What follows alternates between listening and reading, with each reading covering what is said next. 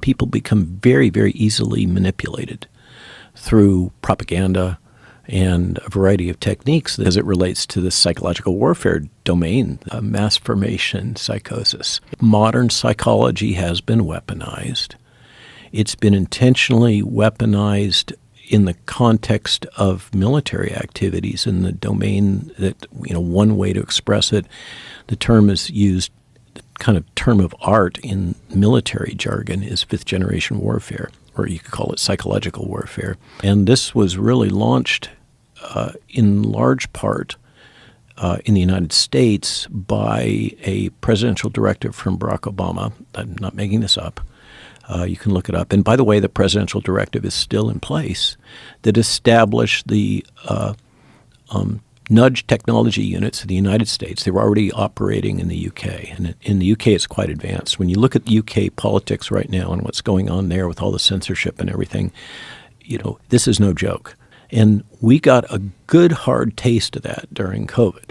The application now in present of artificial intelligence to custom craft messaging that gets fed into our digital domains on a regular basis in order to, sell us whatever. This is going to sound bizarre, but this is what's documented.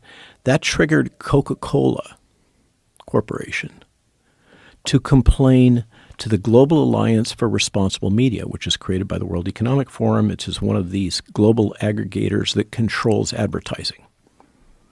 The Global Alliance for Responsible Media, which, by the way, had a dust-up with Elon Musk and lost. Global Alliance for Responsible Media had a socket with Google AdSense, by the way. So they control the advertising ecosystem.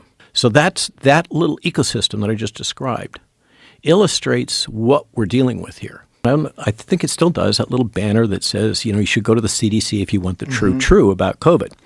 And you can still find those kinds of banners popping up all the time on YouTube.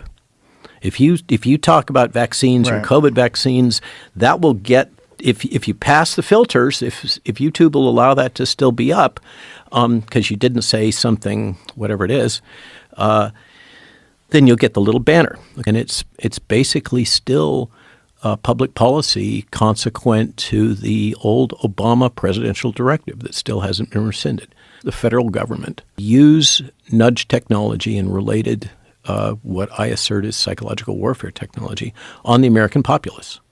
You had Obama's subsequent, like the notorious speech where he talks about in order to preserve democracy, we're going to have, basically he says we're going to have censorship.